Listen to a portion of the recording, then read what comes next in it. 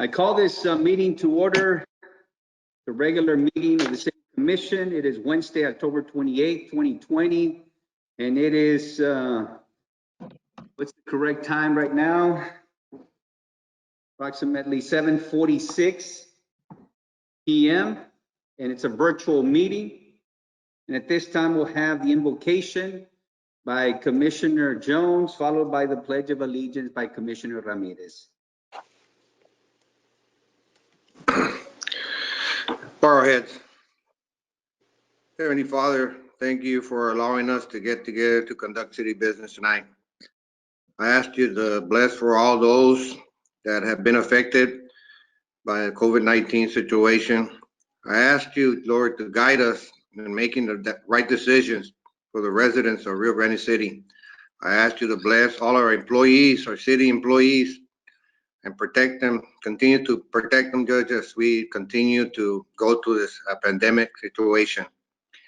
I ask you to, again, guide us to make the right decisions for the residents of Rio Grande City, and all this I ask for you. Amen. Amen. Amen. I pledge allegiance to the flag of the United States of America and to the republic for which it stands, one nation, under God, indivisible, for liberty and justice for all. Honor the flag. I pledge allegiance to thee, Texas, one state under God, one indivisible. Thank you, gentlemen. Next, we have roll call and finding the quorum. Ms. Garza, Mayor Villarreal, here. Mayor Pro Tem Garza, Here. Commissioner Flores, she's here, Commissioner Ramirez, Here. and Commissioner Jones. Yes, Here. we have a quorum. Thank you, Ms. Garza. For the public, we've had a few technical difficulties. That's why we're running a little bit late, but it appears that we already figured that out. So at this time, thank you for your patience. And at this time, we have public forum, item 1C. Ms. Garza, do we have anyone signed up for public forum? Yes, sir. We have Mr. Jorge Marquez that signed up for a public forum. Jorge Marquez, okay.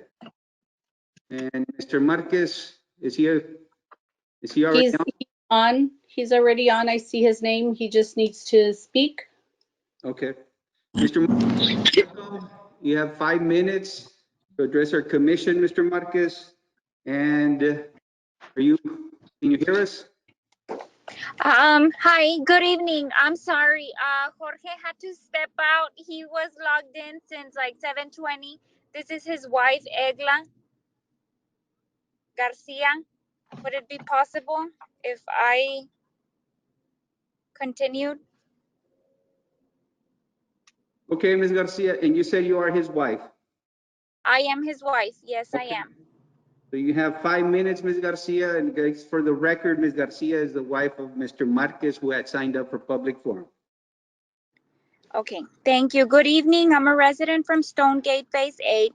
I live behind the hospital. For the past 2 months, there's been a ranch-style 8-foot fence affecting my entire right side and backyard, as well as my neighbors' backyards. We have been told this is a new private 8.5-acre subdivision called La Pura Fe. One of the owners fenced. He had been fencing without city permits. They were issued on the 9th of October, and they have continued to do so since then. All the neighbors affected with this fence are against the height of the fence and the fact that they're going through our neighborhood to enter to their private subdivision. The main entrance is actually by my house. So with that being said, I would like to know why this new subdivision, La Pura Fe, was approved without any restrictions, allowing them to use this style fence that does not belong in a residential area or neighborhood. Keeping in mind it is within city limits. Our main concern is how this 8-foot ranch style fence will affect the value of our homes. We're all tax-paying citizens and our taxes are not cheap. We have, had we wanted to live next to a ranch, then we would have bought elsewhere and avoided the thousands of dollars in taxes we now pay. I hope you can understand our concerns and expect to get the answers we deserve. Since we were advised by city officials to wait until after the elections, we decided to join this meeting, hoping to get some sort of closure to what has become a circus lately in our neighborhood. Having police officers and city officials come visit early in the mornings when we all have to get up and go to work. We're dealing with this issue. So thank you for your time, and I hope I can get some answers. I have spoken to Mr. Milan. I've spoken to Mr. Alfredo Perez and Ms. Baez. She's the one that stopped the work order on October 8th, but I believe they were given their permits on October 9th is when they continued. So thank you for Ms. hearing me out. Ms. Garcia, you said you spoke with who? Mr. Milan? Who else? Mr. I spoke to Mr. Milan, then I spoke to Ms. Elisa Baez, Okay. and then I spoke to Mr. Alfredo Perez. I believe that was his name. We just kept going, you know, higher and higher, but we tried following the chain of command. I'm a nurse, so I know how that works. But still, we have not gotten any answers. And it's been over 2 months that this has been going on. And you said the last person you spoke with was who? Alfredo Perez? Mr. Perez. Okay. And Yes. that was, how long ago did you This speak with Mr. Perez? was 2.5 to 3 weeks ago. Okay. So 2 weeks ago was the last time you spoke with him and you brought up your concerns? Yes, he actually had paper and pen, and he wrote a whole page with all of our concerns. And he said he would get back to us. We have been calling, and he says that he's busy with the election and that he'll call us back, or he asks if we can call him back in 5 or 10 minutes. When we call back, he's no longer there. So yeah, and it's not just me. It's a bunch of our neighbors. We have a WhatsApp group, and we're always in constant communication. Okay. Thank you, Ms. Garcia.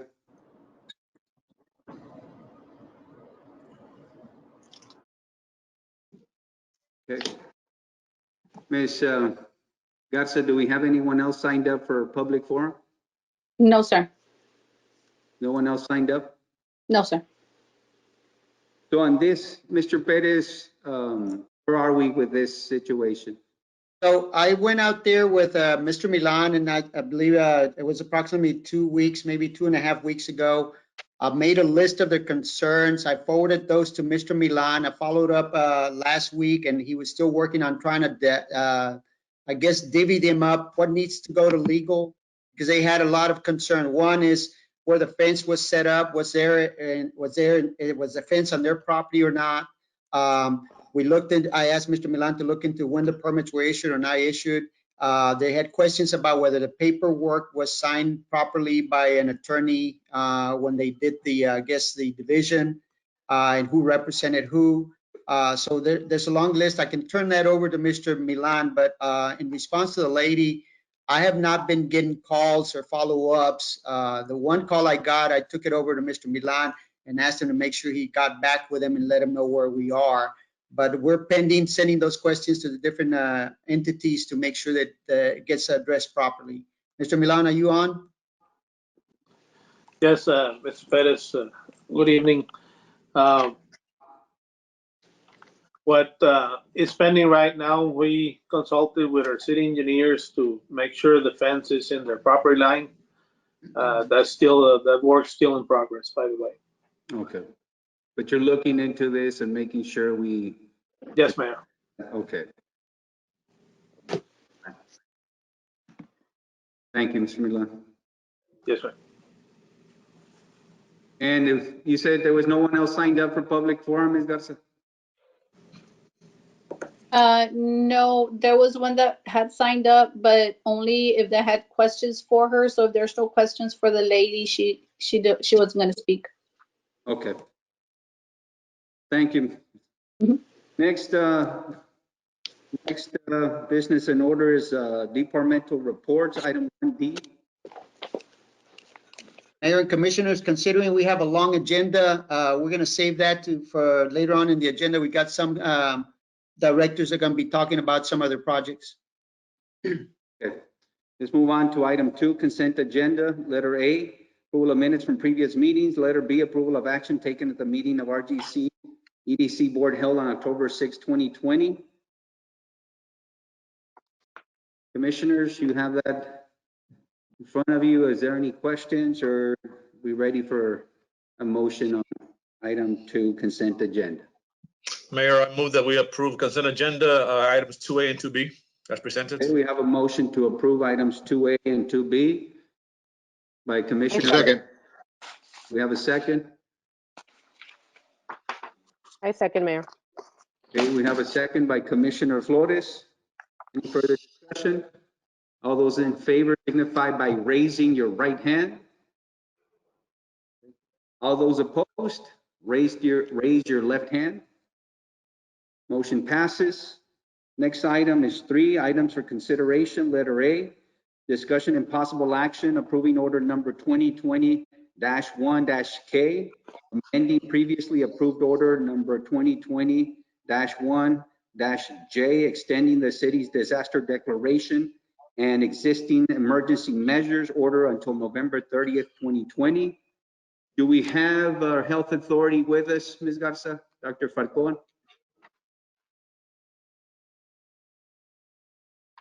You're on mute, Ms. Garza. Can't hear you, Ms. Garza. Let me check if he got his email because I don't see him on. I don't see him on at all. Let me check.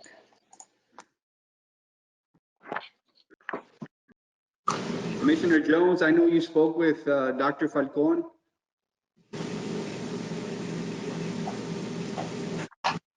Let me see the answers real quick. There.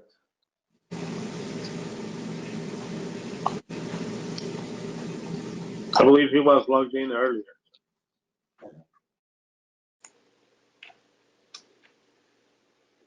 And if we look at the numbers, we are trending down.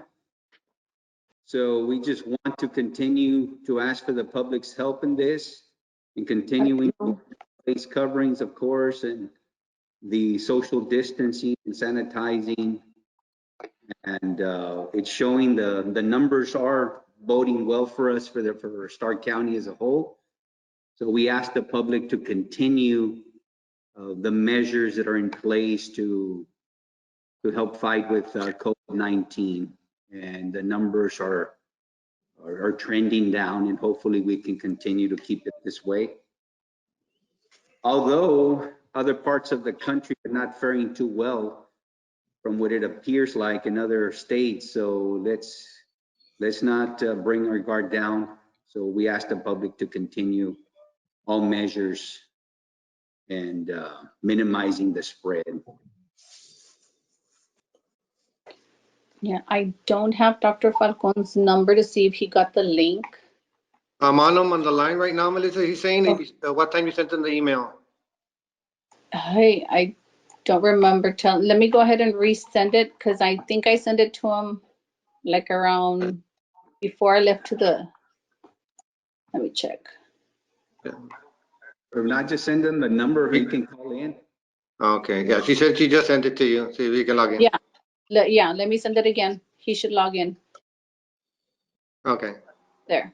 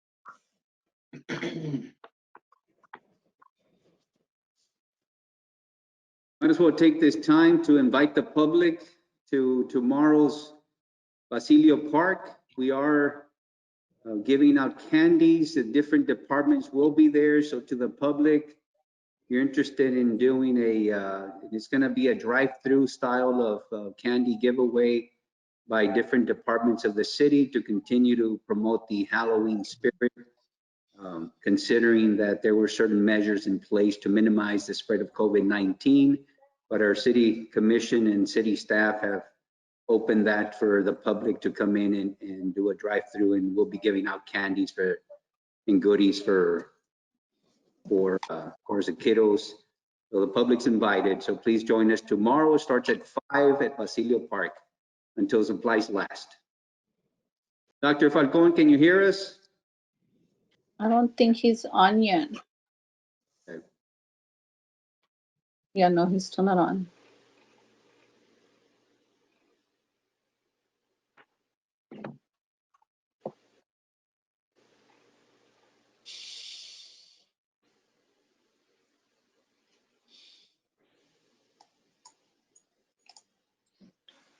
Mayor, he's having difficulty logging in. He said that he'll get back to you. Okay. Yeah. For some reason, people are having problems. Well, tell us a little bit about your last conversation with him, Commissioner Jones. Conversation with Dr. Falcon. I was going to call you Dr. Jones. You've been promoted, sir.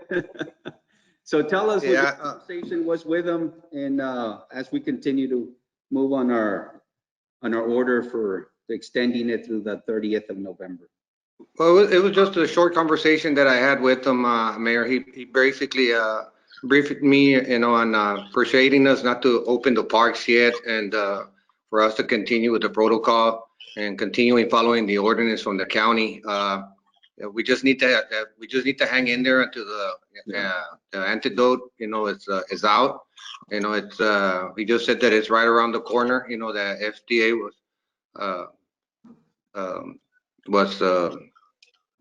not the FDA, that's the people that are with the vaccine, He's promoting to continue with the efforts and to be careful not to open up too quickly, in other words. So, and again, we have to be cautious of reopening everything, including our parks. So at this point, let's continue with what we already have in place. And if we can hang on just a little bit longer, and I know when you're looking at our trend is going down, but to be frank with you, it's still, I'm cautious because of the trends that are happening across the nation. There are other states that the numbers are increasing in hospitalizations. Fortunately for us, we seem to have trended down considerably, and mainly because of all the efforts that we've had in place. So, at this point, he just wanted us to address, Mayor, just to, address with the public, for them just to hang on. And, that we're just around the corner with this. And as soon as that vaccine comes out, he's looking at, this starting to roll down and getting back to normal. That's basically the short conversation that I had with him. But for us to hold back on opening on the parks, so, numbers are down and we just need to keep them down and just talk to the public and continuing, for us to be wearing our mask and protecting ourselves, our distancing and everything. So, the numbers can stay low as they are right now. Okay. Great. With that, do we entertain a most, Mr. Perez, anything you want to add to the emergency order or anything in mind? So we just want to make sure we continue asking the public to support us in the process of keeping everybody healthy and safe from this pandemic. We need to continue the distancing, the wearing a mask, ensuring that we don't have large gatherings that are not authorized, and so on and so forth. With that, do we entertain a motion at this time?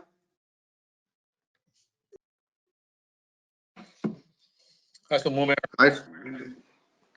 Okay, we have a motion to approve by Commissioner Ramirez. I second, Mayor.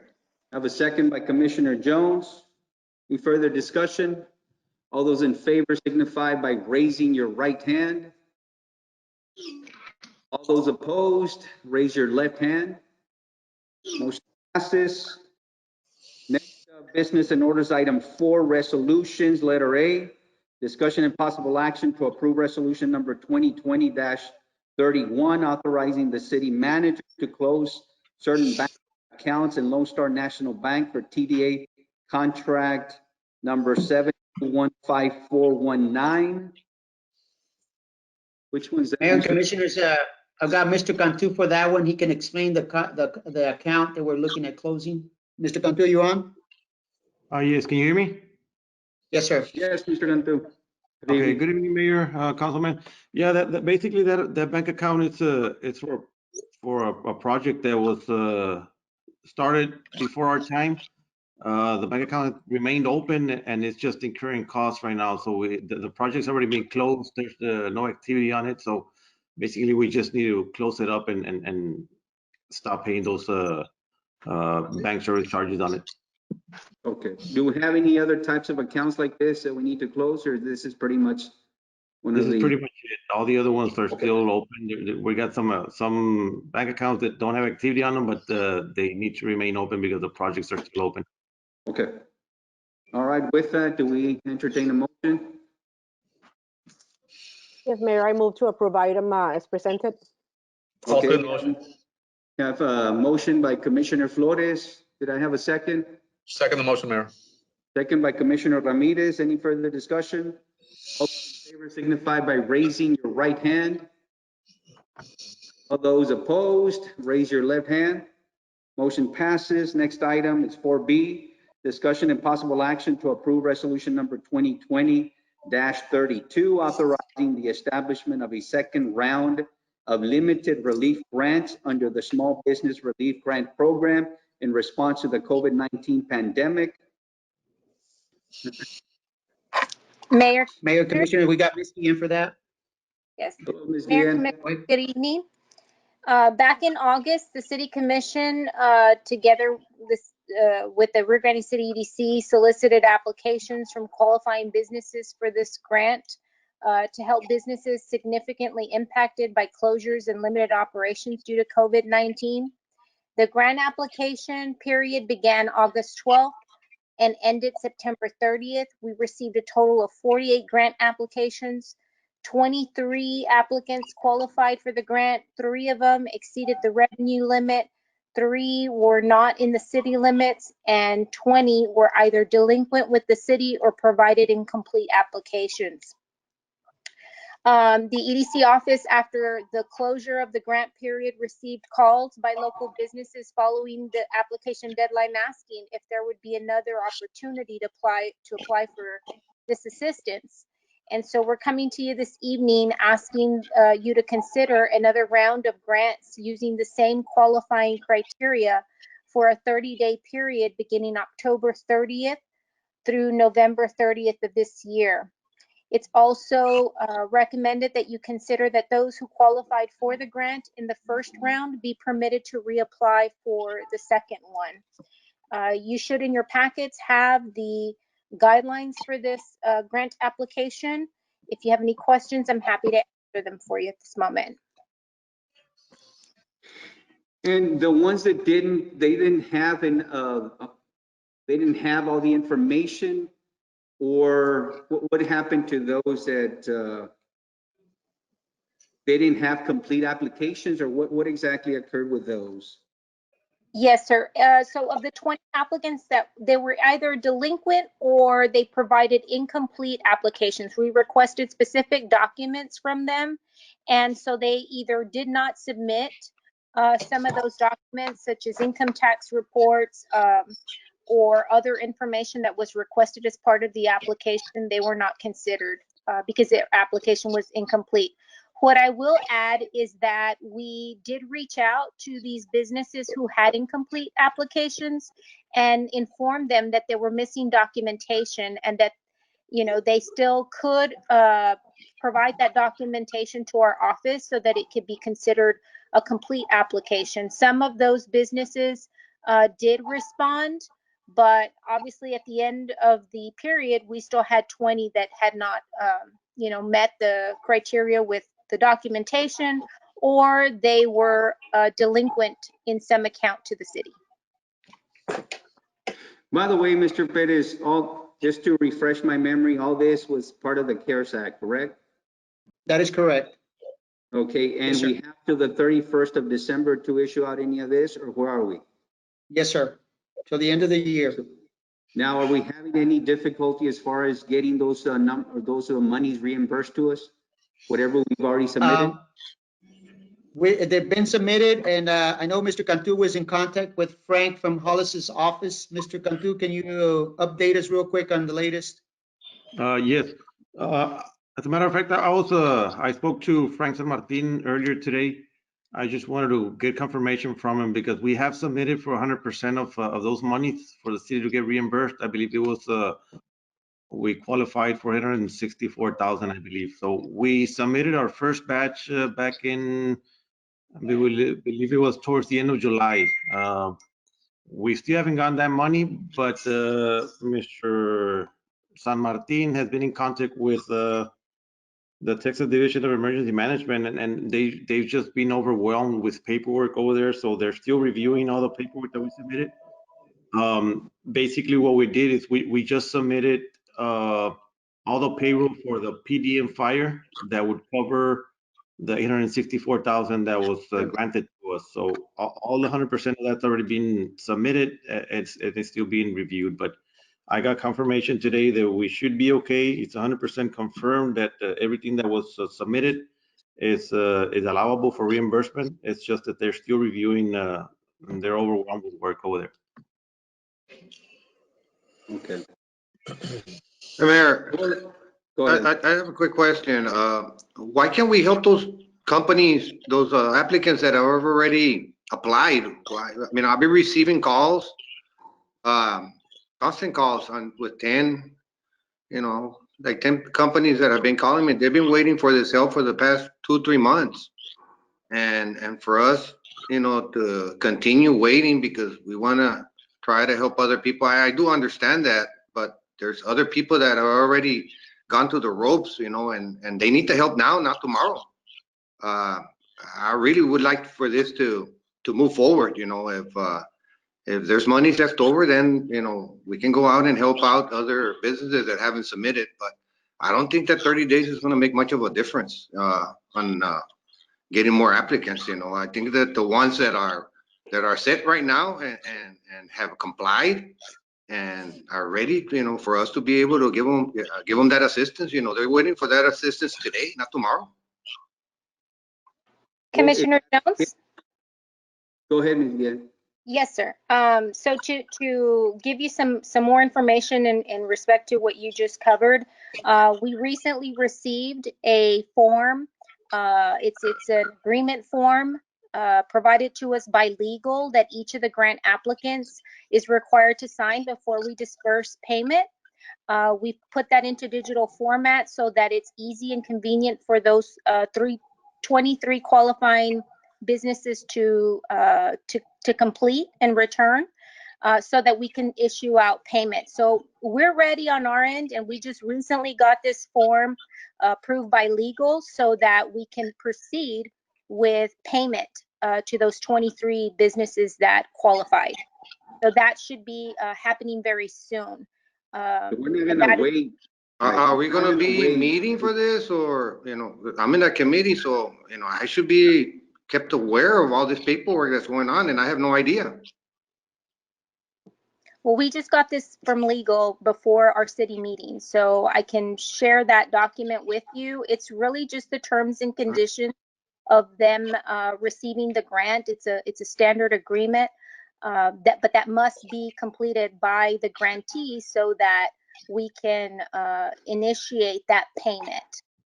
I just want to help those that have already gone through the process and not having to punish them, to wait when they're already complied. I don't know why we're waiting so long to help them out. They need help today, again, not tomorrow.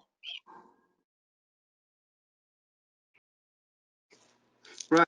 I mean, at this point, that's going to happen once they complete this signature. They're going to be, Now, this here is in addition, so it's not like they're gonna wait another 30 days to, I mean, we're gonna take care of those that already applied, that they were granted, that they meet the Yeah. requirements. We're gonna take care of those, and if we approve this here, that's gonna be an addition. Is that correct, Ms. Guia? It's not that we're gonna wait That is another correct. 30 days to get right. That is correct. Okay, so. All right, I'm good with Now, that. with this, is it possible to also, and at this point, it's to make sure we help out as many of these businesses that we can.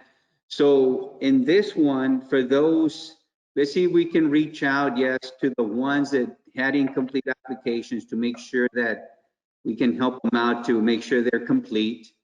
And those who have already settled any issues with compliance with any of the regulations to make sure that they already have complied. And if so, then that way they can also apply for at this point and make aware of them or make them aware of that. So is that something we can do as well? Yes, sir. We worked with each one of those businesses who submitted applications that were pending information and identified what they were missing and, worked with them to collect that information to complete it. And so for those that are still on that list that did not qualify, this for lack of documentation, this is another opportunity where they can resubmit with complete documents. Let's see what we can do there, Ms. Guillen, to help them all out.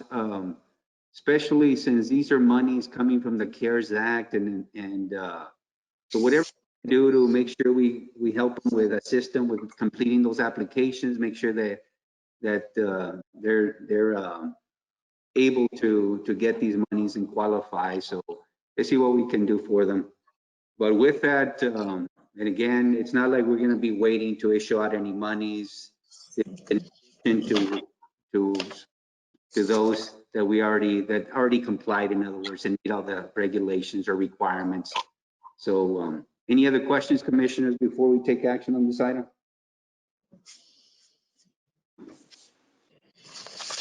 With that, do we entertain a motion? I so move to approve.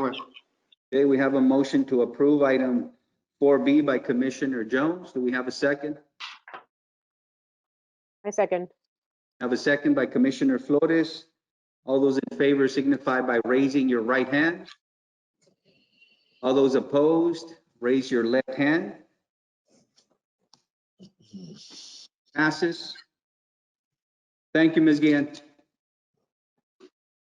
Thank you, Mayor.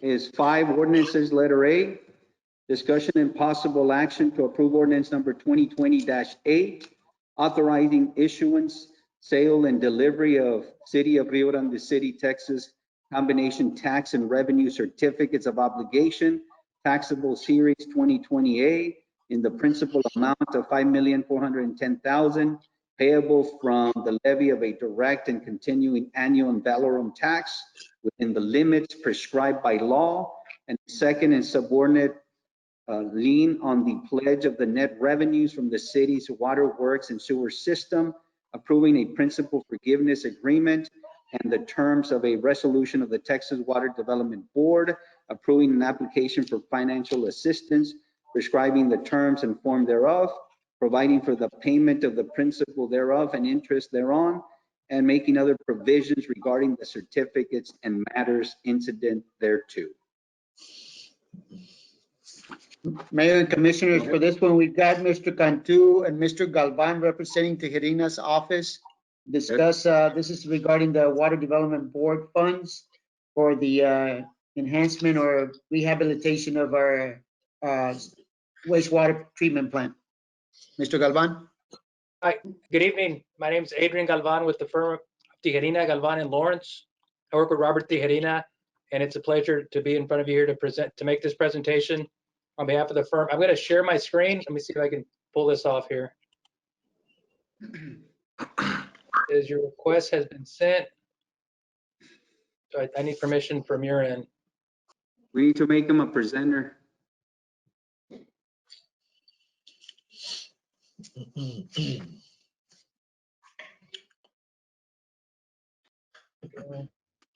Go ahead and try it now, Mr. Galvan. I made you a presenter. Okay. Can you guys see my screen now? Yes. Yes. Okay. Let me to the top here. Okay, so what we're bringing in front of you today, and by the way, we're joined by Mr.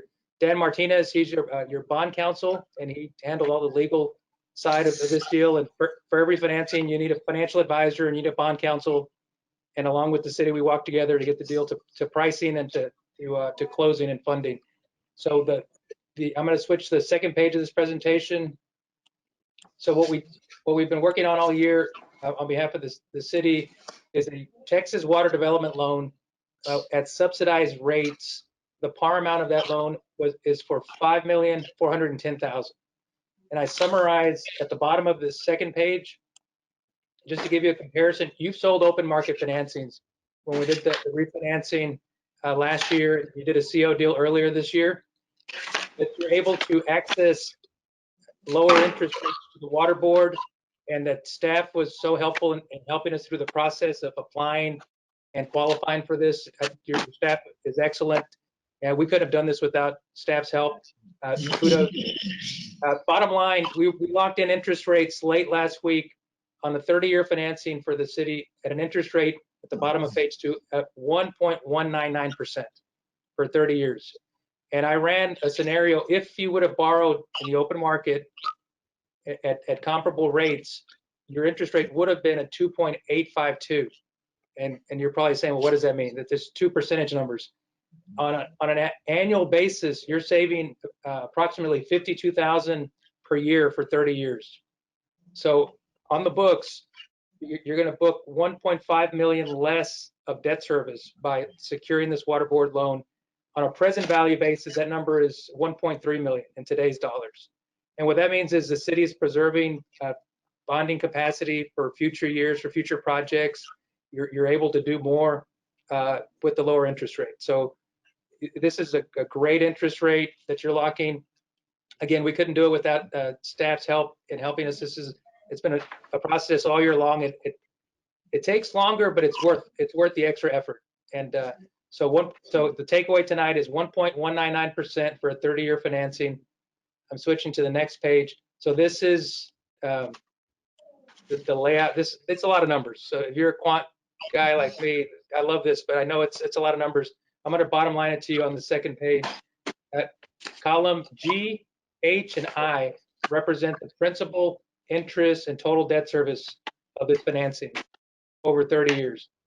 And what column M represents is the coverage. So the question you have, how do we pay for this? Are we able to pay with net revenues from the utility system for water and sewer? When that coverage is above 1.0%, that means you're covering. And the lowest the coverage rate gets is a 1.14 times, and then it goes to 1.4, 1.6. So you're able to pay for this debt, the 5.4 million, layered on your existing water and sewer debt, and still cover it where it doesn't impact your property tax side of your borrowing. Page 5 is a timetable. The water board approved the plan of finance back in May. The work was done before then to get to that point. August 26th came to the commission to approve the plan of finance. We complied, and Dan can confirm, complied with the notice requirements for the COs, set the interest rates last week, and today we're in front of you presenting the results, recommending the financing as your financial advisor, and then congratulating you on being able to secure such a good rate. Next page is the working group participants, your financial advisors, TGL Financial, Winstead, and Rick Bettis Law Firm as bond counsel, Water Board as the purchaser, the one providing the financing, and Bank of Texas. Every financing needs a paying agent. So Bank of Texas is the one that handles the invoicing of the payments on a semi-annual basis. So that's my presentation. I know you've got a lot on the agenda, but the bottom line is on page 2. We've emailed this presentation. Great interest rate. I'll stop here and pause for any questions, and if Dan wants to chime in as well. Last thing, we're scheduled, if it's approved today, to deliver, to close on this loan on November the 16th. So about 3 weeks. Mr. Galvan, you said that the interest rate of 1.199 has already been locked? It's locked. Interest rate, they usually give us the interest rate a week or closer to the, so we locked that interest rate. That's a firm rate, not going to change on you. And if it's approved today, it's a matter of just bond counsel making sure all the documents are filled in, and it's a done deal. Okay, thank you. An excellent rate. It's a great program. Yeah. It really is. Mayor, if I may add, this is Dan Martinez. I'd like to echo Adrian's comments.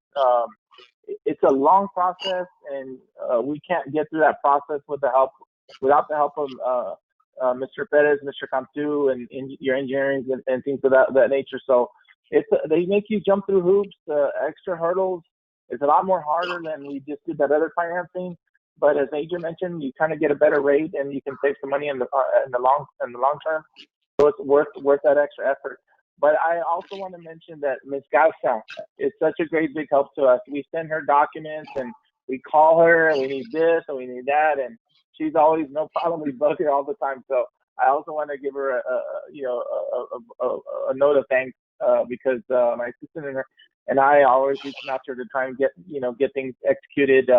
We have to turn all this stuff in, all these documentation into the Attorney General, but we also have to get them approved by the Water Development Board as well, way in advance. And to be honest with you, Mayor, they're even pushing my buttons even tonight. Hey, I need these right away. So we've already called her. Ms. Gaza, can you get this real quick? Because we have like a normal deadline, but here, because it's the Water Development Board, they've pushed that timeline is crunched a little bit. And so we've asked her for that type of assistance. So I just want to echo Adrian's comments, and it's a team effort, and we appreciate the opportunity to help the city. Thank you. Thank you, Mr. Martinez. Mr. Galvan. Yes, Mayor, I had a question for Mr. Galvan. For the efforts and the time, and obviously we are in a good position. The interest rate is excellent.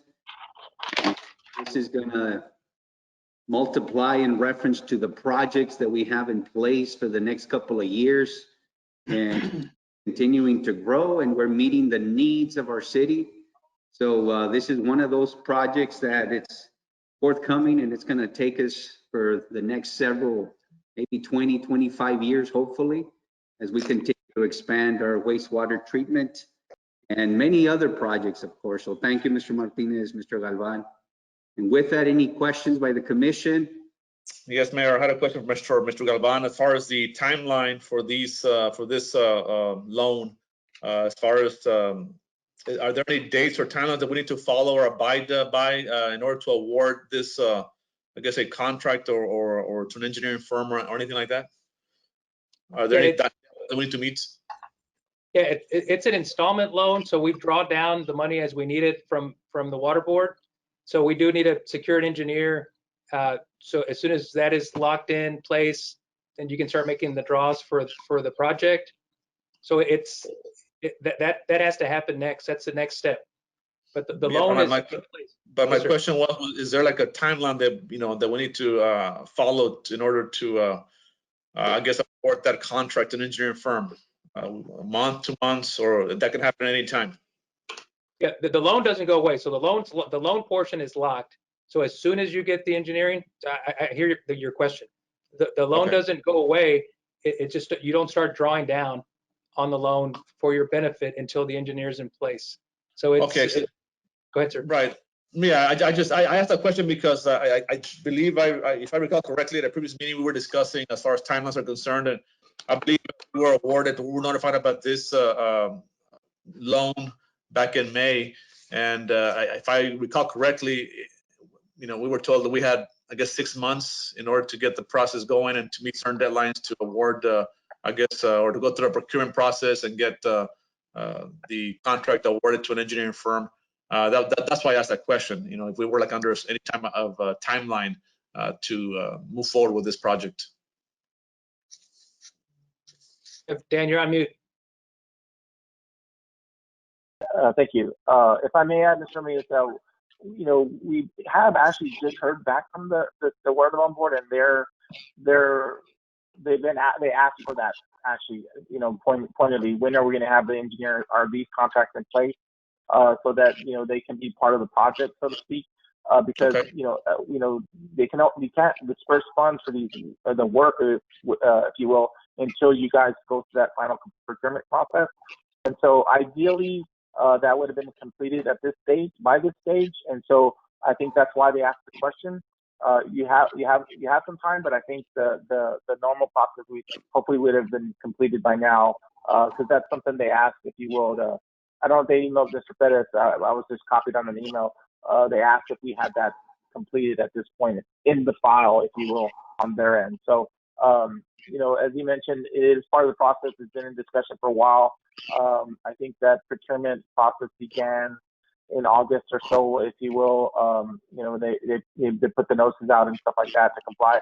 And part of the reason is, folks, just by way of background, and Adrian's been through this process as well, but the Water Development Board gets some of their money that they're lending to us from the Fed, so it's federal money. So they require you to go through a procurement process because you're going to use federal money, et cetera. So, it's a check the box type deal, generally speaking, and that's something we have to go through, or in general, when we borrow from the Water Development Board.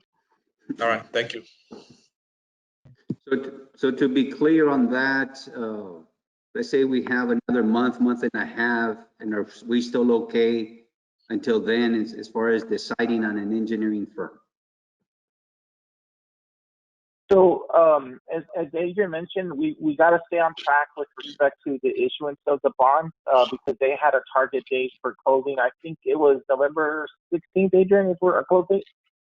November 16th. So we are going to close on the loan November 16th. Interest rates are locked.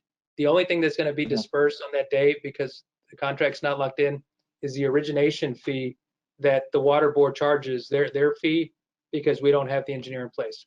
So it is holding up the disbursements from coming for the project, is the engineering contract. Yeah. They won't allow or permit any disbursement for any of the consultants, if you will, until they see that we have a contract that's been approved and executed by the city, before they can allow any payment out of those funds. But we will close the loan, as Adrian mentioned. Okay. Thank you. Anything else, commissioners? No, with that, do we entertain a motion at this time? I so move, Mayor. Okay, have a motion to approve by item 5A by Commissioner Ramirez. Do we have a second? I'll second, Mayor. Have a second by Commissioner Garza. Any further discussion? All those in favor signify by raising your right hand. Okay. All those opposed, raise your left hand. Motion passes. Thank you, gentlemen. Next item is letter A, or should I say 6, contracts and agreements. 6A, discussion action to approve change order number 3 for the lift station contract with 5-Star Clark Construction, PWDB project 73644. Mayor and Commissioners, for that one, we got Ms. Beas. Ms. Beas, you on? Yes, can you all hear me? Yes, Ms. Yes. Beas. Good evening, Mayor and Commissioners. This change order is to accommodate the condemnation proceedings on the lift station of Los Garcias. I know there was a time schedule on those proceedings, and so that timeline will be ending soon for the contractor. He needs about 4 to 6 months to do the Garcia lift station, and giving time for the litigation to go through for the condemnation. This change order will allow that time. For more detail on what he has to do at the lift station, of course, Gilbert Guerra with Rio Delta is on the call if you need to ask questions on that. But this is just to extend 5-Star Clark Construction to accommodate the condemnation proceedings. And so the time would be till when? 9 more months, sir. 9 more months? Yes. And where we're at in the condemnation? That's something the attorney can answer. On that matter, Mayor, actually, we made some good advances. I got a call from a gentleman out of San Antonio who now he filed an answer and represents the heirs of the deceased brother of this property, and he just needed the description. He thought we were trying to condemn the whole property. I sent him the deed, and I said, no, we're only looking at this footage where the lift station is at. So he was going to work quickly on getting us a quit claim deed from the heirs to one of the heirs, and then he would in turn transfer it to the city. So it looks we're following both routes, the condemnation, and now since this lawyer came on board representing the heirs of one of the deceased owners, it looks like things might be done a lot quicker. Okay. But we're going both routes. Okay. Regarding the condemnation, the commissioners have been appointed. We just need the hearing so that the court can approve that. Or if this lawyer gets us the quit claim deeds from the heirs, well, that shuts it down. Okay. So if we get that, we won't have to go through the condemnation process then. Correct. Right now we have both because we just heard from this lawyer. I personally spoke with him last week and he found an answer about 2 weeks ago. Okay. Great. With that, do we entertain a motion? We don't have any questions for Mr. Guerra. Because at this point, it's just a timeline, right, Ms. Beas? That is correct, sir. Nothing else is changing as far as the price or anything. It's just time. That is correct. I didn't hear you, Ms. Beas. Excuse me, Mayor. I'm sorry. That is correct. Okay. Did I hear Mr. Guerra? Excuse me. Yes, Mayor. Good evening, Mayor, Commissioners. Just you had the question about how long the contract would be extended. So y'all have a reference. The contract as it stands right now would end on January the 20th. With the extension, he has until October 16th to be completely finished with it. So it would extend the contract to October 16th. That's just so you have a date for your timelines. Okay. Thank you, Mr. Guerra. With that, do we entertain a motion at this time? So move, Mayor, to approve. Okay. We have a motion to approve by Commissioner Garza. Do we have a second? Second. A second by Commissioner Jones. Any further discussion? All those in favor signify by raising your right hand. All those opposed, raise your left hand. Motion passes. Next item. Item B, discussion and possible action to approve change order number 2 for the Rattler Drive contract with GLC Construction, LLC EDA project 0879050774. Ms. Beas? Commissioner and Mayor, this change order is actually a credit on the Rattler Drive contract. This was presented to us by Rio Delta, and he has attached, and in your documents, the list of items that were credited. It is a $50,000, $519.60 credit to the contract. Everything is complete, and this is just wraps it up. Gilbert, if you want to give more detail on some of the credits that were listed. Yeah, so I don't have the change order here in front of me, the breakdown, but basically, Mayor, Commissioners, this is the last and final change order. We go through and make final quantitative adjustments, items that maybe had been overestimated in the bid. We have the final quantity, so it's less, and it wound up being a $50,000 credit, you know, in the city's favor. So that's always good to hear. Hey, these change orders, especially when they're credited, absolutely, we want to, you know, when we have a credit, not an addition to it. So thank you, Mr. Guerra. Any other questions on that one? Commissioners? All right, with that, do we entertain a motion? So move, Mayor. Okay, we have a motion to approve by Commissioner Ramirez. I believe it's second by Commissioner Garza. Any further discussion? All those in favor signify by raising your right hand. All those opposed, raise your left hand. Motion passes. Next item is C, discussion and possible action to authorize staff to advertise for professional services for the construction projects funded with 2020 series bond.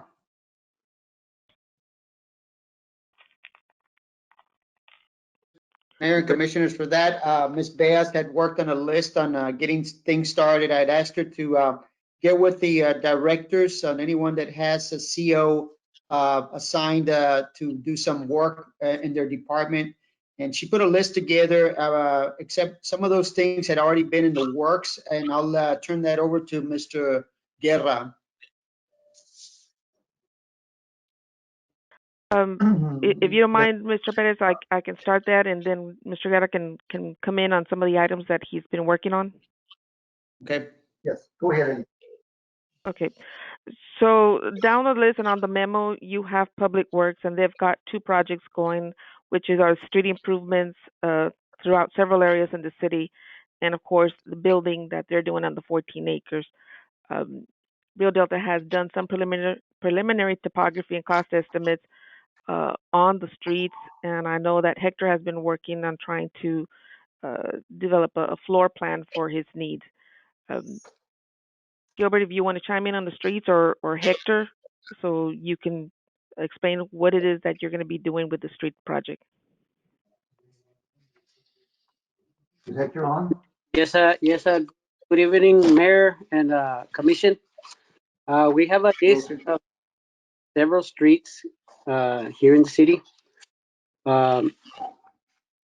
We have about 16 to 17 streets. Some of them are gonna go into grant. So I don't know if Elisa can explain that on that to you all. Mr. Barrera, when are we starting the one there at Brisas? Well, that one is gonna be one of the first ones. That's our main priority, Brisas subdivisions, which is the whole subdivision. Okay, so we should start. It's the entire subdivision, right, Hector? Yes, sir. Yes, sir. Entire subdivision. We're gonna rake everything, or no malo. We're not gonna just pave over it. We're gonna strip it and repave it 100%. That's I think that is to reclaim what's there, grind it up, regrade, recompact, and then put fresh asphalt over it. No patching. Okay. There's actually close to 27 streets total, including the Brisas, Mayor, Commissioners.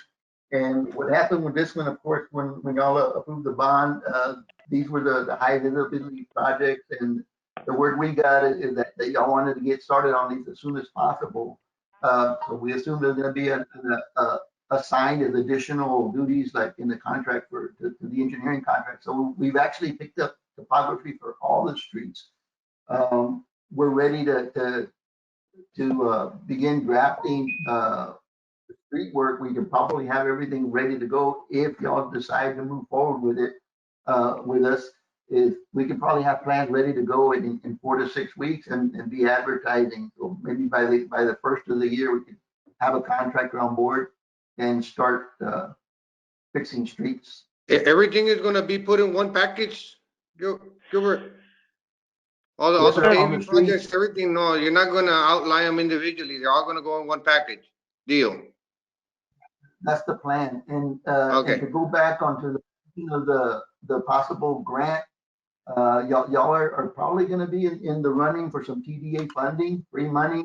I think the last award was 240,000, Elisa. Is that correct? That is correct. When I got together with Hector, we looked at the streets, and some of those streets are eligible for the Texas Community Development Program. Those are monies that come to the South Texas Development Region. It's divided between the 4 counties in that region, and the maximum amount for the region right now is at 350,000. That will kind of allow us to save some of the money for the streets and apply it to the building that Hector's hoping to get on the 14 acres. We're looking at approximately about 9,600 square feet for the building. So as we go through this process for procurement, if Rio Delta continues with working with this, then we'll ask him to submit a proposal so that you all can approve it, and he can continue working to get the construction plans and documents ready to go out for bids to get them starting construction. Okay, once they go out for bid, we'll come back to the commission. It has to, sir. Yes, Okay, have to. okay. What I suggested to Mr. Pettis to do with those streets that we want to do with the TDA project is, nothing is for sure. We can put the plans together, put it in the bid packet, because you can always reduce a contract without any problem. It's a little bit difficult to increase a contract. You have a limit of 25%. But this way, if you get the money, we take it out and you use the grant money, and that money backs up and you use it for something else. But if you don't get the money, you never know. If they're already in the works, they're bid out, you get the same price for materials and everything, because it's a bigger project, you get lower prices. So that has been my plan. It's easy to reduce a project. It's difficult to increase it because you have limits as to what you can do in that regard. So that was just a suggestion I had for that. So this way you're covered both ways and you're not left out in the cold on some streets.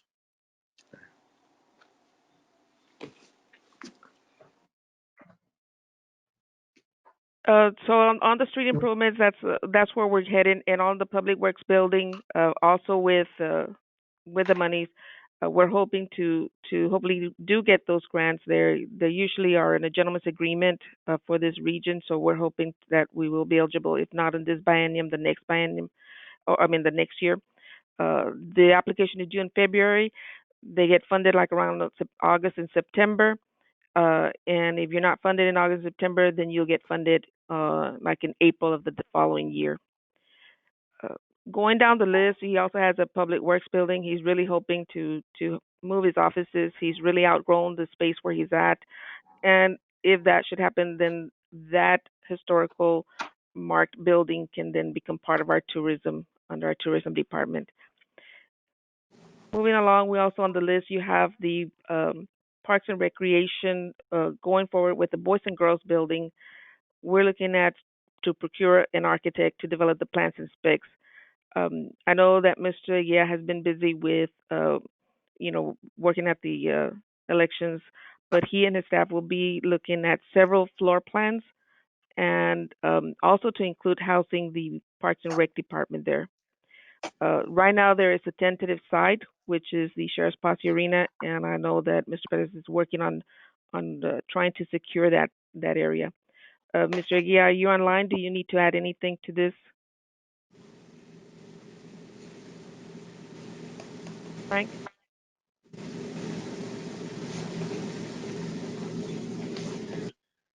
So one of the things that we're looking at having with the Boys and Girls is look at the requirements that the National Boys and Girls of America need in their facility. If at one time the city wants to go forward and have this a chartered Boys and Girls, then it will already meet the requirements. So that's the plan on that project. Moving forward, I know we have the fire department and police department with their public safety building. I did ask Ashley or Melissa if they could share the floor plan. I don't know if they're able to do that.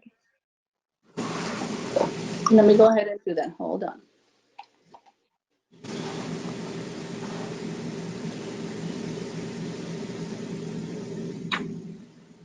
Is Chief Castillo here with us? Chief Muñiz? Yes, Mayor, I'm here. Didn't know. Okay. Yes, Mayor, I'm here. Chief Muñiz. Gentlemen, I emailed it to you this afternoon, Melissa. Yes. I don't. Do you all have a view of the public safety building? I'm I gonna don't try see to it get. yet. Okay, we got it. So we're going to be procuring the architect, and it is a 36,869 square feet. It would house the police and the fire department. Now I'm going to let both chiefs, explain to you on the floor plan how it looks. Go ahead, Chief Castillo. Good evening, Mayor and City Commission. This is the conceptual plan for the. I'll talk about the police department side, and Chief Muñiz can talk about the other side. The conceptual plan is a round entrance, and based with the COVID issue that we have, you know, everything is coming in through from the outside in. There's no contact directly with anyone within the offices unless you have to go in for interviews or speak to CID, which is also very, you know, designates a certain area. We have over 22 offices. We already have at the police department over 50 personnel and over 30 police officers. That includes our investigators and law enforcement personnel. And you know, we have right now 2 communication stations for dispatch, and this would add another one for the future growth if 911 were to give it to us based on the volume of traffic that we have. We have to the right side of that circle is the training room. The training room, I think, is I don't remember if we did it to fit 40 or 50 people, and that can also you know, be multiplied to be the EOC for emergency and disasters, and you know, that would also be the entrance would be through the lobby, so nobody would go into the facility. We have offices for all our administration, our secretaries, CID, and we have enough room for growth for, I'd say, maybe the next 10, 15 years. The facility also has 6 jail cells, and I know that the mayor had asked me about increasing those cells, but this is the first plan that we worked on in the beginning, and we did look into the cost of actually building another group of cells, and we have another diagram that we made after this one. But the cost was going to be a lot more than we could actually take on as a police department, and maybe as a future different separate building that might work because of all the people need they're involved in the new jail regulations that the state and the feds you know, require. So we have some shared space with the fire department also, which is a physical training room, and you know, it's a state-of-the-art building. I don't know if we're gonna have to reduce it a little bit from its size or not, but you know, I guess that's why we're kind of putting this forward so we can see where we're at with the numbers. So if y'all have any questions, feel free to ask me about the diagram. I'm happy to answer whatever y'all want to ask me. So you're looking at Gray, I'm sorry. 17,000 square feet for the police department, approximate. The approximate spacer, yes. You said 50 offices, more or less? I think we have about 22 to 23 offices, and those are offices for personnel. We have currently about 14, 15 people working just during the day, and the others are working at night and in between. So we have evidence vaults, we have a processing lab, we also have a celiport with an external evidence and a celiport that would come into the jail so nobody would leave as we're bringing them in. So you know, it's been done futuristic for the future of the city and its growth. And you know, we have other offices available for the expansion of the police department if that were to happen. So there's space to do whatever changes we need to do or whatever the commission wants us to do. And like I believe Alicia was going to mention that the blue areas is police department, the green area is fire department, and the gray area is a shared space that we're going to be utilizing. We have the same reception area, and they're both built so you know, nobody will go into the facility without having to go through the entrance, of course. Do we have there as far as forensics lab? We have a crime lab. We have the office for the evidence tech. We have offices for the crime victims liaison, also for our CID patrol, our supervisors, our officers for action and reconstruction. We have briefing rooms for the patrolmen. We have 6 cells, and we have we have a slew of interview rooms for different you know, departments that they need to use. And you know, we usually also have other agencies if they need us to use office space. We have some here in this diagram for that. We have several interview rooms. So like I said, this can be tweaked and interchanged. There's conference rooms. The training room can be utilized by anybody that needs it within the city. It'll be big enough for that for whatever the city has in mind, or anybody else within the community that would need to use it. Maybe the college or what have you. So, this is like I said, this is the conceptual plan on our side of it, and the fire chief can explain the other part of that. Well, on that end, Chief, thinking 20 years from now, I mean, as far as conceptually, is there anything that we're missing, anything that we need to add? Thinking again, 20 years from now, that we could already do now in reference to the conceptualization of this 17,000 square feet. The way it's built, Mayor, Our city is growing and so on. So just conceptually, anything that we're missing, anything that we're going to need in the future as well. Well, we could still we looked into a lot of the things that we're doing now, and the way it's put out here is it's actually built for it's diagrammed for growth, so you can actually add on to the parking lot areas and actually stretch it out, to the sides, and that's how it's going to be kind of configured. So that's how Laura Warren kind of made the design. So if we have extra growth in the future, you can add to the same building. We just need the space around it that we could actually do that. I believe, Chief, that you all could also add up to height also to another floor, right? That's also a possibility. If we wanted to save space going to the sides, we could actually go up if that were the case also. Yes, that's true. So the building would be able to sustain a second floor should we ever need that in the future. I believe that we could set it up to be that if that's the case, or some of this can actually even go up to a second story if that was desired to save space and stuff of that nature. For growth. Yes.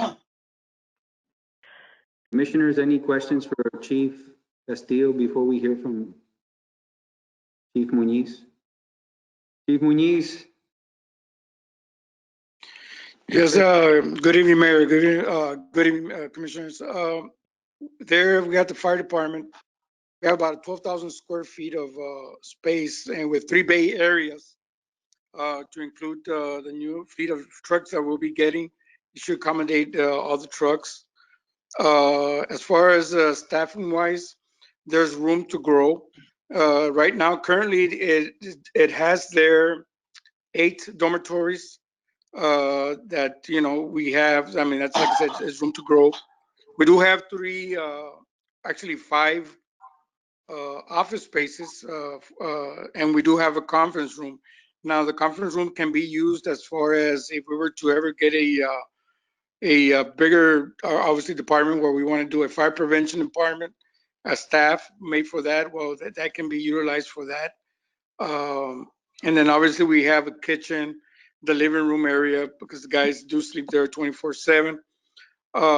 And basically it has everything that you're gonna need for the growth, of the city. If it does grow 10 years from now, 20 years from now, you do have the space to add more staff if needed, already built into these plans. Good. So, Mayor and Commissioners, this design, both chiefs took into account the growth that the city is experiencing and put it into, their needs and wants wish list. And the whole facility can become part of even bigger projects throughout the city, as they can partner with possibly STC for police academy or fire academies, and make it more accessible to the students, that they now have a real hands-on training as part of their curriculum. So they're working on all of these plans. We will also be having the 911 Commission help out with the relocation of all the communication at the dispatch that we currently have. So it is a lot of specialized areas that need to be taken care of, besides the rest of the office space. And that's something that they'll be paying very close attention to make sure that everything they have to have for their operation will be there. How many acres If are I we might looking at? interrupt again, Sorry? How many acres are we gonna be looking at building this space, this office space? The site that has been tentatively determined is the corner of Highway 83 and FM 3167, the one next to the Fordyce Trails. And I know that some of the issues came up about parking, and that's why they are considering to make it uh, ready for second floor, so the parking area would not be taking up space. The Fordyce Trails can be part of the physical exercise for both fire department and police department. They've looked at it, and also a good, startup for a community policing. I'm thinking the area there's almost 5 acres.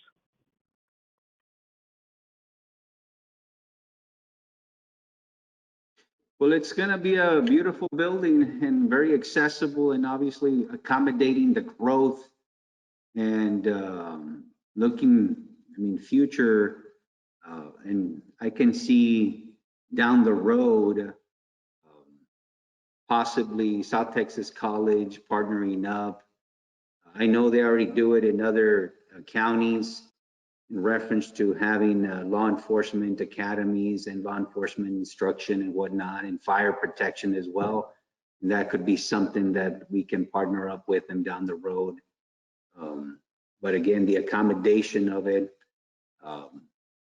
you're looking at quite a bit of square footage. So again, looking at it from 20 years down the road and how Rio Grande City is going to continue to grow in the county as a whole. So excellent. Any other questions? So now it's determining where exactly we want to house this, centrally located, where as far as acreage.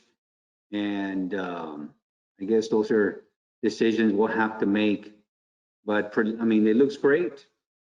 I know we can still accommodate and tweak it and whatnot. So let's do all the tweaking now before we start laying the groundwork as far as actual shovel ready.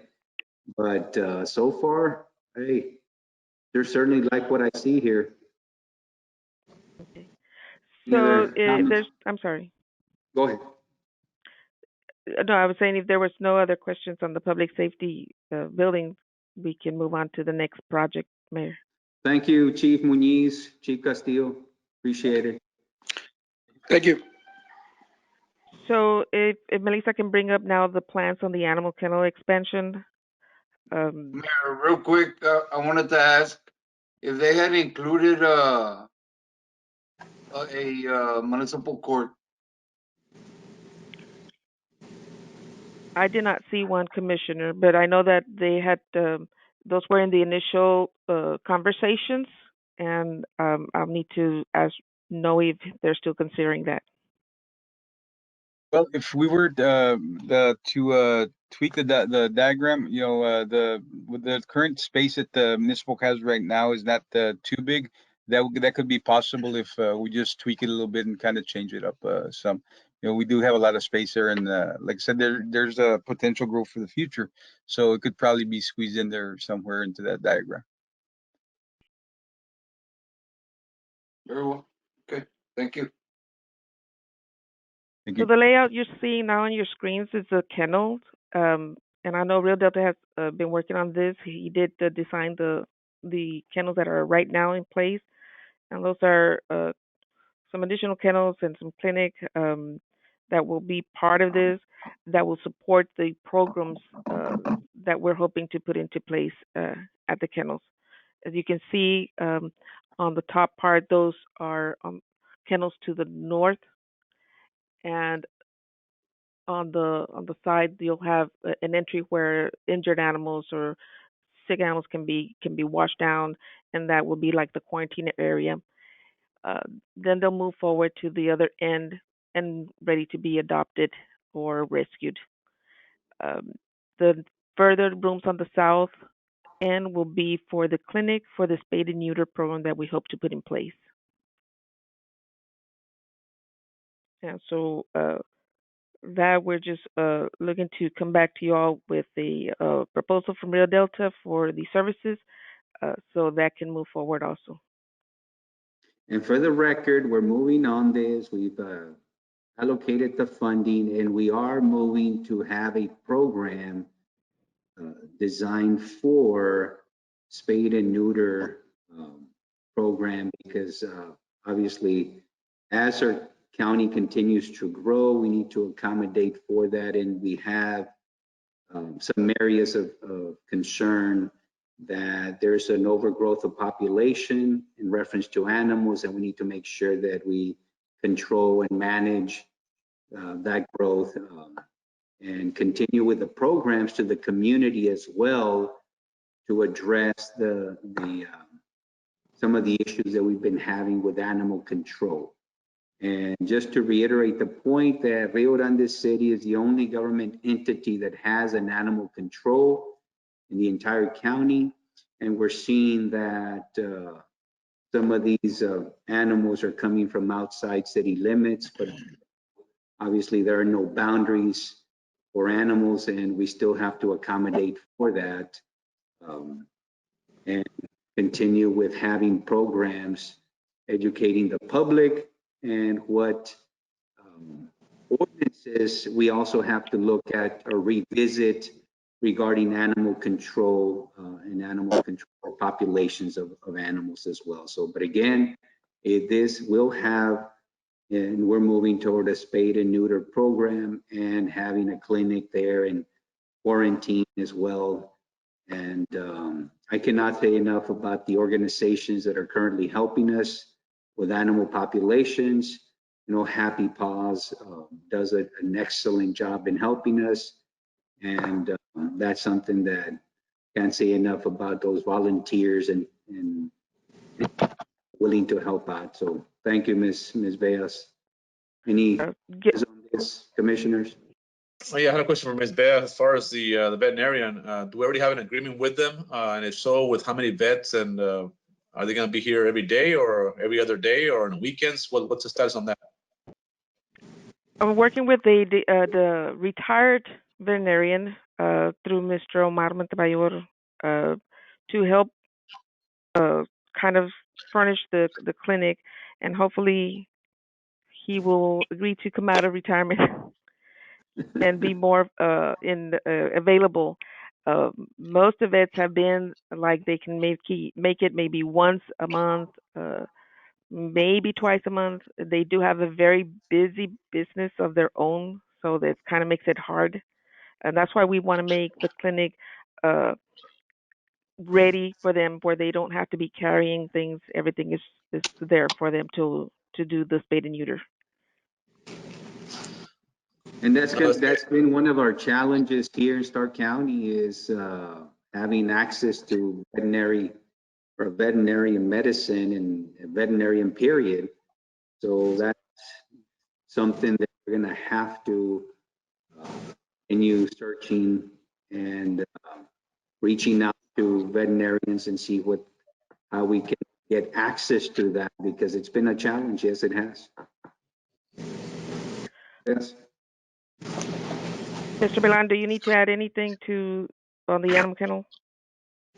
Well, just to remind us that this weather again reminds us that our four-leg family members need accommodations too. I'd like to say that 29 kennels will be added with these proposed changes, and we're looking forward. Thank you, Mr. Miller. So if there are no other questions on the animal kennel expansion, Mayor, we can move on to the water department projects. Some of these projects were shovel ready, meaning that they already had plans that were prepared in previous years, and we're just waiting the funding to get them going under construction. I know Steve's on the call, and he can go forward on some of the projects that are ongoing, like the Fordyce Crossing, the Garcia Road, the Roque Guerra Crossing, and of course some of the projects are under some of the grants that they're working on. Steve, are you on the call? Yes, ma'am. Like Ms. Bea said, a lot of these projects, actually probably about 95% of the projects were already engineered in previous years. They had just been, I guess, for lack of funding, we had been sitting on them. But all those projects that we submitted when we went out for CEOs, we wanted to make sure that once the funding was available, we were going to be able to turn dirt immediately. Two of the projects that we're already working on is the Fort Dice Crossing, and that one's almost deemed an emergency. We needed to get in there ASAP because we've had multiple leaks with that, and it's a huge sewer line that basically gets a lot of the sewer system collection from 3167, and basically we've had leaks where it's gotten out of hand. The lines are very old and they are in much need of replacement. The Garcia Street, that's a project we actually got good news from TxDOT a couple weeks ago, maybe about a month ago, that they are actually in the process. They've gotten from their higher ups to move up the funding on repaving all of downtown 83. So we were excited once the funding came in place so that we can get doing with what we need to do as far as replacing those old lines. They've made it very clear to myself and Mr. Perez that they will not come in and pave unless those lines are redone, because it makes no sense. They're going to be doing the repaving, and then if those lines bust, it's all for nothing.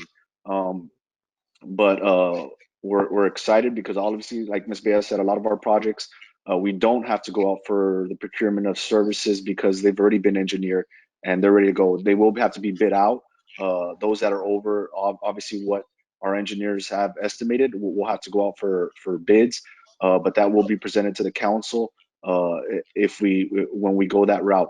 I will say that on some of our projects, we're waiting, not in the sense to hold off, but with all this funding that we just came into with NADBank and the Water Board development, there's a great possibility that some of the projects might be covered through those grants.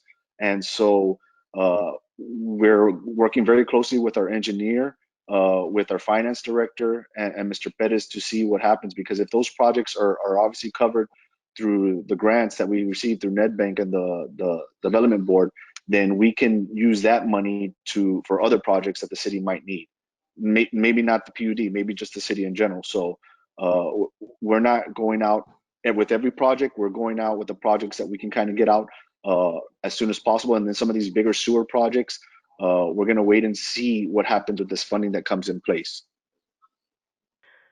So some of the sewer projects that will probably go out for procurement on professional services will be the expansion of sewer to 75 Country Estates and the one to Alvarez Road. And I believe also the old water treatment plant restoration, because it entails a lot of specialized restoration. Am I correct there, Steve?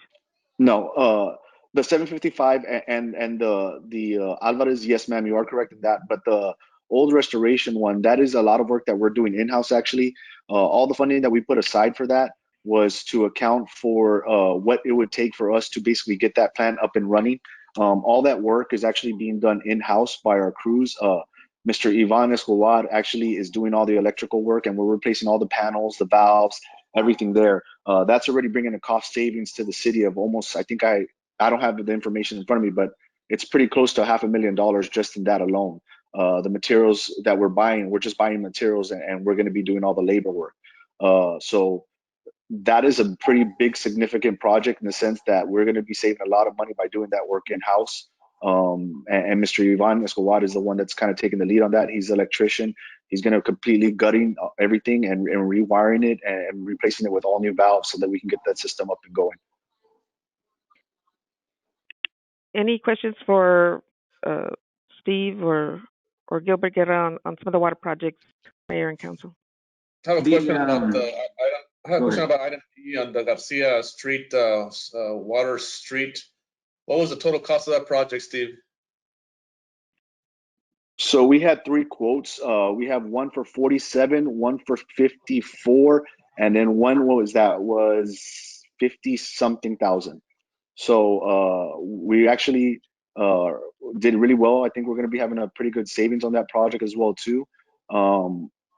But that's one of those big projects that I told you that I was just explaining earlier that TxDOT gave us the good news that there could be a possibility of us moving the funding up. So they encouraged for us to get these projects, the ones that we could get going as soon as possible. There's the Garcia Street #2. That one obviously is a bigger project, so we're gonna have to go out for bids on that project, and that'll probably be the next approach that we take, the next move that we make. I'm sorry. Who got the project? Who got the bid?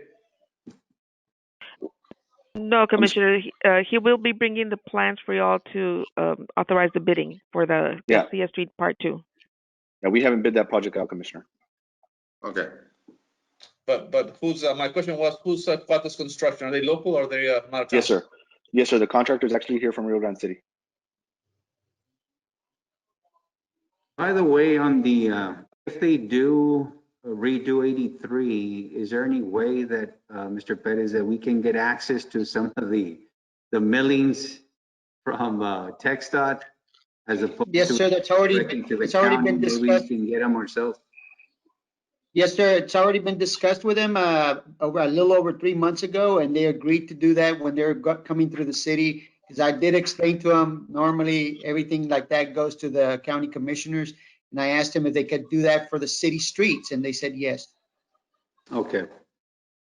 Great. Can certainly use some of that material. So one of the other projects that we'll be procuring an engineer to develop, Mayor, and I know this is one high on your list, is the drainage plan. I know we're doing a drainage and thoroughfare plan, but I think the drainage will entail more mapping and study. So that will go out for procurement also.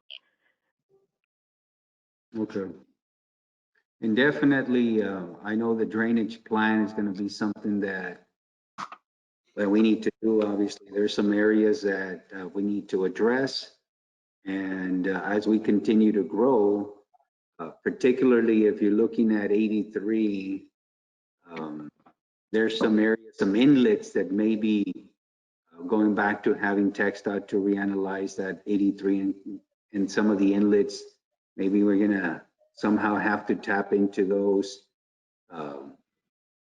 But I mean, obviously, those are things that we need to continue in having conversations with TxDOT.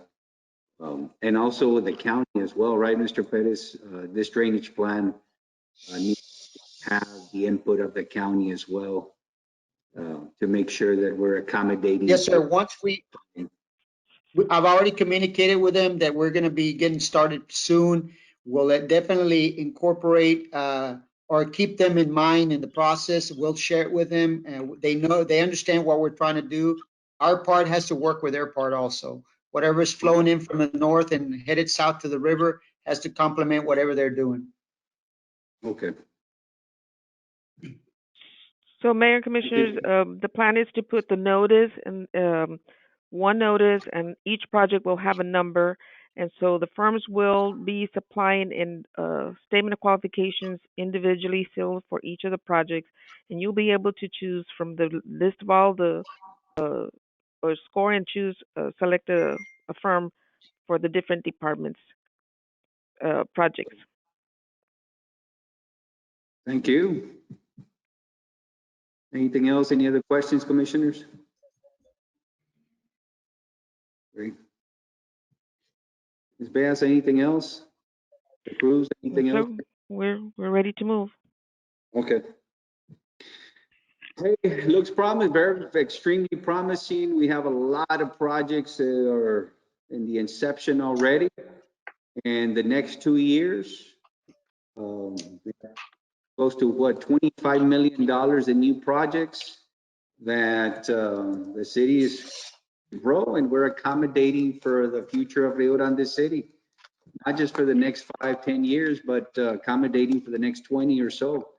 So thank you, everyone, for that. Moving forward, Mayor. Absolutely, looking for so much progress and prosperity here in our beautiful city that I know we've already accomplished a lot, but there's still much more to come. So thank you to everyone. All right, And so the next, returning to item C, discussion and possible action to authorize staff to advertise for professional services for the construction projects funded with the 2020 series bond. Anything else there before we entertain a motion at this time? Yes, Mayor, just for the record, what kind of professional services are we soliciting? Both architectural and engineering, sir. And those would be on the projects that have not been already designed or that are already in halfway done, basically, that some preliminary work has already been done. Those we will bring back to you all a proposal for you to amend Rio Delta's contract for the work that he's already doing and to continue. Very well. Hey, Beth, if you can just keep an eye, any projects that are being done that are under 50, if we can please be informed, if it's not coming before the board, we really would like for communication to be brought before the entire commission, before any work is done, just in case we have any questions. All projects over 50, but they Under have to come 50. before council. Oh, under 50. Yeah, if you can please inform the commission, before any projects are started, if we have any questions, so we can ask them before, anything is being moved forward. We'll work closely with the departments to bring that report to you, sir, on a monthly basis. Just make sure it's emailed to all the commission. Yes, sir.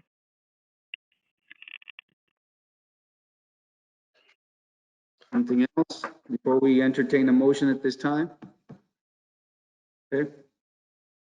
We have a motion then at this time. I so move, Mayor. Okay, we have a motion to approve by Commissioner Garza. I'll second the motion. I second, Mayor. I have a second by Commissioner Jones. Any further discussion?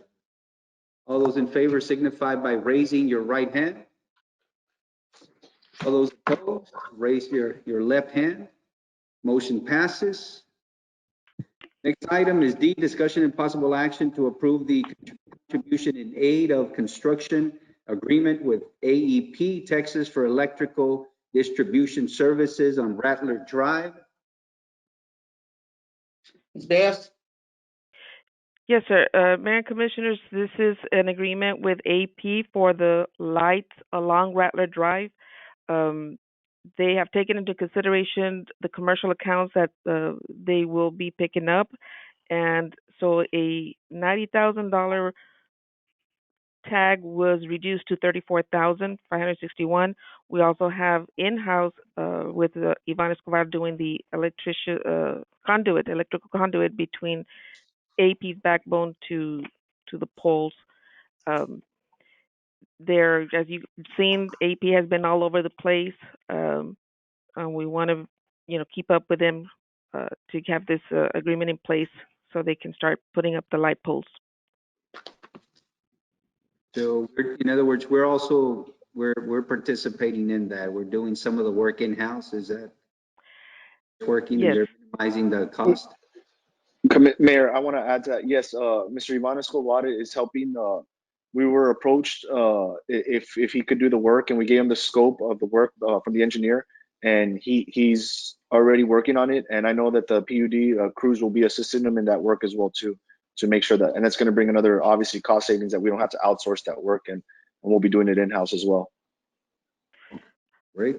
I think I believe Gilbert, you had mentioned that there had been a proposal of $44,000 for the work that Mr. Escobar is doing right now. That's correct. There's gonna, the company is doing they did the rest of the conduit that Troy paid for. Wanted 44,000 to do the conduit for the light poles. So you should be saving a substantial amount of money there, Mayor. I mean, the materials have gotten more expensive, but they're not $44,000 worth. Great. Gilbert, quick question, sir. Have we crossed our X's and, made sure that the lighting is going to be proper, sir? Yes, sir. We in fact, y'all should have seen, I provided the the lighting layout along with the, what they call it, photometrics, showing what the lights encompass, what they cover. And you should be turning the night into day, sir. You get 12 poles Okay, there. They're normally, that's what I want to see, they're sir. normally spaced at 180 feet, and these are spaced at 160. So Van hopefully the a neighbors ser don't LED, complain. ¿verdad, Gilbert? They're going to be LED? Monday? ¿Van a ser LED? Yes, sir. Okay. They're all All right. LED. All right. So when are we looking to see them lit up? Once they I don't know, receive sir. the signed, Mayor, once they receive the signed agreement, and the, and of course the check, they're ready, since everything, all the wiring is being placed right now by them. And as soon as Mr. Escobar is finished with the conduit, then they'll start pulling the wire and bringing in the poles. Right. We entertain a motion at this time, or any other questions? I so move, Mayor.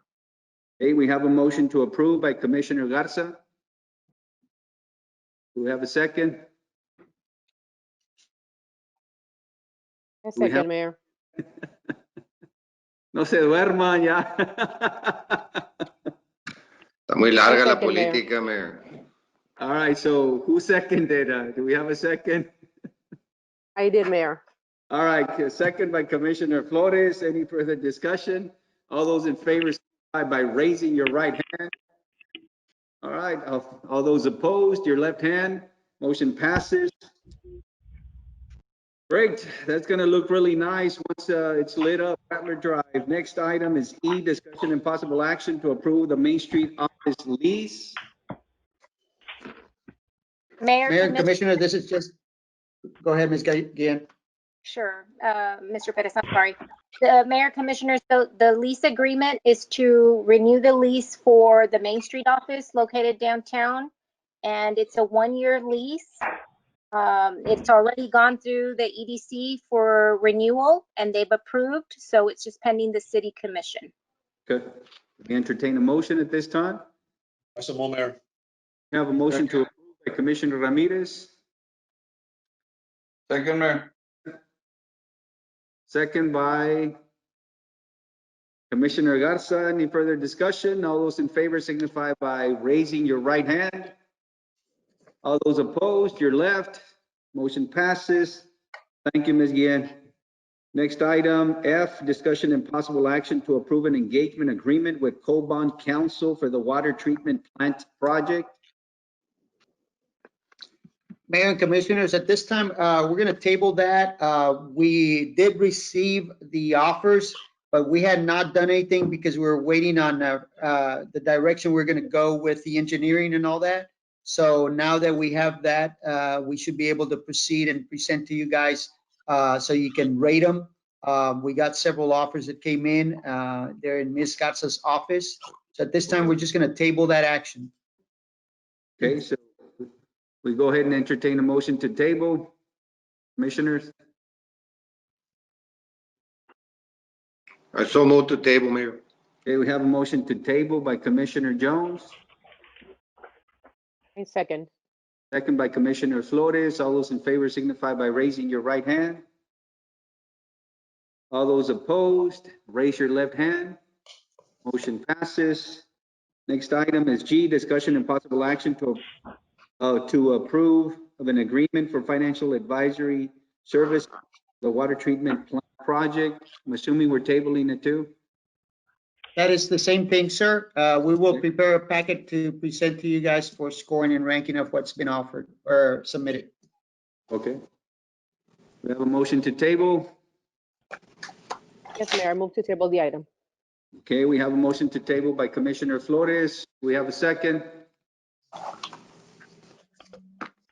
I'll second, Mayor. I second, Mayor. I have a second by Commissioner Garza.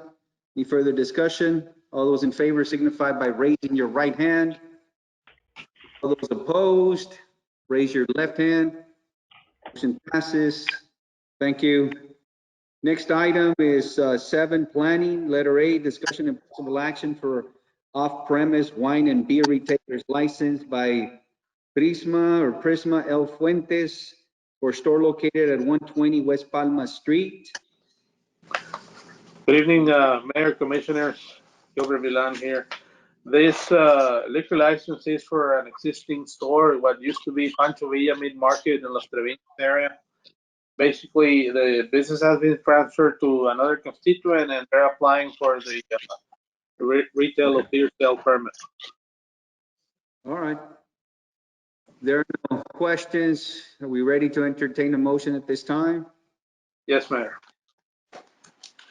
So move to approve, Mayor. I have a motion to approve by Commissioner Jones, I'll second the motion. second by Commissioner Ramirez. All those in favor signify by raising your right hand. Those opposed, raise your left hand. Motion passes. Next item, 7B, discussion and possible action for off-premise wine and beer retailers license by Dollar General for store located at 1514 West Highway 83. Mayor, Commissioners, this is our new state-of-the-art Dollar General at the corner of 83 and Charco Blanco Road. Brand new store location. There is currently several off-premise licenses. The Canales Brothers Family Dollar Store also have licenses. So this fits right in the location. It's a brand new store and it's a brand new license. Yes, in fact, I saw the other day and it looked really nice. I mean, it's a nice area there. Yes, sir. They just opened a couple of days ago. We were able to get Lysol and alcohol there, by the way. All right, so with that, do we entertain a motion at this time? So move, Mayor. Have a motion? I move, Mayor. So move, Mayor. Okay, we have a motion by Commissioner Garza. We have a second. Yes, I second. I'll Mayor. second. Okay, am I losing you all here? Second? Second was Ms. Flores. Okay, second by Commissioner Flores. Any further discussion? All those in favor signify by raising your right hand. All those opposed, left, motion passes. Next item, 7C, discussion and possible action and preliminary approval of the Falcon subdivision. Mr. Milan? Yes, Mayor. This is a residential subdivision. This is located between Charco Blanco Road and Mariposa Street, just north of 83 and Charco Blanco again. Residential subdivision, 29 lots. So this is owned by Mr. Jorge Falcon, and he's proposing an 8-inch sanitary sewer line and an 8-inch water line, both services by the city of Rio Grande. This is actually adjacent to an older subdivision, what used to be called Black Heights, phase number 1. This is what was going to be phase number 2 by a new owner, Mr. Falcon, and it's ready for preliminary approval. Refresh my memory, where exactly is this gonna be at? This is in the area of Charco Blanco. Let's see, the nearest intersection would be Charco Blanco and Charles Street or Canales Brothers, just south of that. Okay. Lucian Lane, Camille Lane are the nearest 5 streets, West Santa Maria Street also. This is, again, but was going to be phase 2 of Black Heights a while back, but again, it never happened. Now it was purchased by Mr. Falcon, and it's basically ready to be developed. Again, this is part of the growth of our city. There's areas that were never developed or were basically what I call stagnant. Now it's being redeveloped. It's going to have a brand new street. The services are there. It's ready if you have any questions. So all services will be, and it's within our CCN. And yes, sir. So water. It's next to the drainage. block subdivision? That's correct, sir. Okay. I so move, Mayor, that we pass. Water, sewer as well. Yes, all the services are there. Perfect. All right. Do we entertain a motion at this time? Mr. Garza, Commissioner Garza did. I move, Mayor. All right, so I guess I'm losing you over here. I don't know why. All right, so motion by Commissioner Garza. Have a second. I second, Mayor. Second by Commissioner Flores. Any further discussion? All those in favor signify by raising your right hand. All those opposed, raise your left hand. Okay, motion passes. This time we're Mayor. at item 8. Go ahead. Thank you, Mr. Milan. Mayor, Appreciate it, sir. before we go to executive session, Mr. Cantu been trying to bring up one item under departmental reports, but he keeps getting kicked out when we first started the meeting. And Okay. what he wanted to bring up to you guys is that there is a vehicle purchase for the police department. It's the CVE. CVE is the gentleman that's going to be working the scales, that's going to be pulling over the 18-wheelers. The vehicle, it's in the buy board. It's approximately $59,000. So he just wanted to give you a heads up. It's part of the COs. It was previously approved, but wanted to let you know before proceeding. Okay. Mr. Perez, on that same note, what is the status of the vehicle that we're supposed to purchase for Parks and Recs? I know there was a PO that was generated, but no vehicle yet. What's the status on that? I need to ask Mr. Cantu where we are, if that's coming from the buy board or where we getting it. Okay, can you guys hear me? This is Mr. Cantu. Yes. Go ahead. Okay, you're able to hear me? That vehicle for the parks, we still have it on hold because I need to sit down with Mr. Perez on that presentation that we have from the lady as far as purchasing a whole fleet of vehicles with Enterprise. I've already mentioned it to the board a couple months back. So I just need to get with Mr. Perez and see what we're going to decide on that. If we don't decide on going forward with them, then I guess that vehicle can be purchased for the parks for now, and we can leave that for later. But hopefully I can get with Mr. Perez here in this after the elections and see what direction we can take on that vehicle. Okay. And just the vehicles that we can purchase here, remember, if we can purchase them here with Mr. Canales or Kane, let's make sure we purchase them locally if it's possible. So just reiterate that point. Let's purchase local. Yes, sir. Of course. Yes, sir. Okay, anything else before we go to executive? No? All right, at this time, item 8, executive sessions, chapter 551, Texas Government Code, section 551 or 0.071, consultation with attorney, section 551.074, personnel matters. It is 9:39 p.m. This time we're going to exit this link and we're going to go to the executive session link.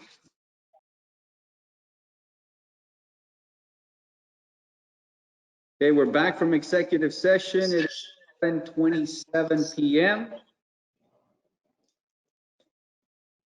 And at this time, there should be no action on item 9, reconvene into regular session in consideration of action on matters discussed during executive session, including the following: letter A, discussion and possible action regarding personnel matters. This time, there's no action on that item. And do we have a motion to adjourn? So move, Mayor. Have a motion to adjourn by Commissioner Ramirez. Do we have a second? Second by Commissioner Flores. All those in favor signify by raising your right hand. All those opposed, left. Motion passes. We are adjourned, 11:28 p.m. Thank you so much for your patience. Appreciate it.